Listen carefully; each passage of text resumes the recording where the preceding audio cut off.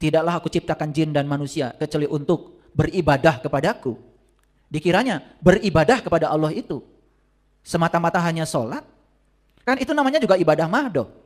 Dan ibadah yang goiro mahdoh, di luar itu jauh lebih banyak lagi. Dan ibadah yang sesungguhnya adalah pelayanan. Ibadah yang sesungguhnya adalah membantu orang-orang yang susah. Itu baru ada artinya. Kalau kita cuma sekedar mengurus ibadah mahdoh, itu namanya disebut kesalehan individual. Dan kesalehan individual itu tidak ada artinya kalau tidak mewujud menjadi kesalehan sosial. Kesalahan sosial, hasil ibadah kita itu dirasakan oleh orang banyak. Dalam bentuk apa? Dalam bentuk kepedulian kita kepada orang lain. Maka lihat ciri-ciri orang beriman yang disampaikan Rasulullah. Tidak disebut orang yang beriman jika dia tidur nyenyak, sementara tetangganya nggak bisa tidur karena kelaparan. Cukup ekstrapolasi. Tidak disebut orang beriman jika anaknya sekolah, tetangganya anaknya tidak sekolah, diam aja. Ekstrapolasi. Tidak disebut orang yang beriman, uang jajan anaknya mewah sekali, tetangganya kelaparan tidak punya jajan, diam saja. Ekstrapolasi. Hadisnya memang dulu begitu, tapi diekstrapolasi. Oleh siapa? Oleh pemikiran kita. Itu namanya ekstrapolasi.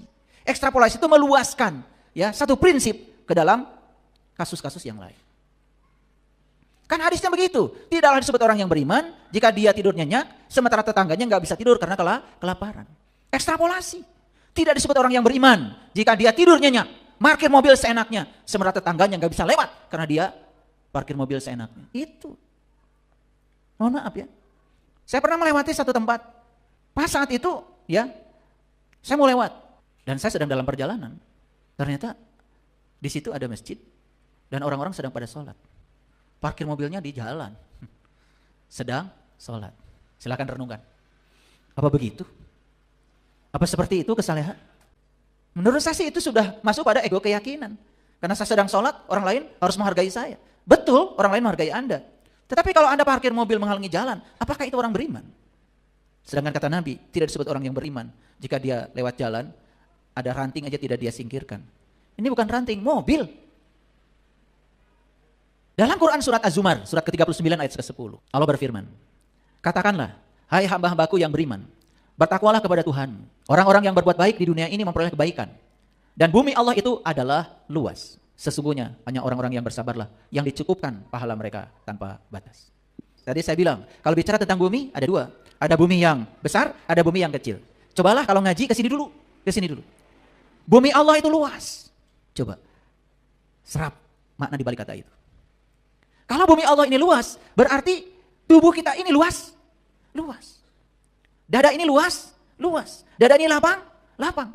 Pikiran ini luas, luas. Pernah nggak kita bertanya, kok kenapa ya ada orang yang mudah sekali memaafkan, tidak dendaman pada orang lain walaupun dia sudah disakiti.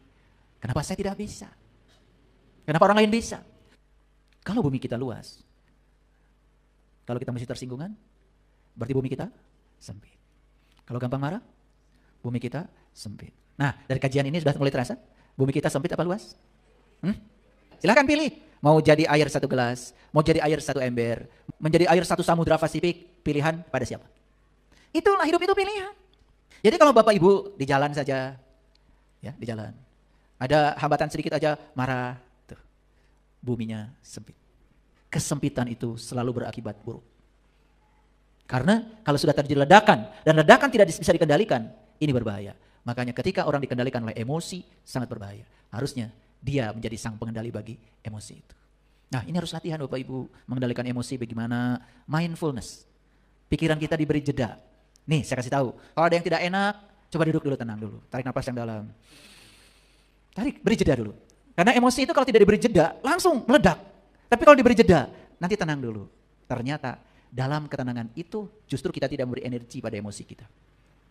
Itulah pentingnya, terus didik kita, meningkatkan kapasitas diri.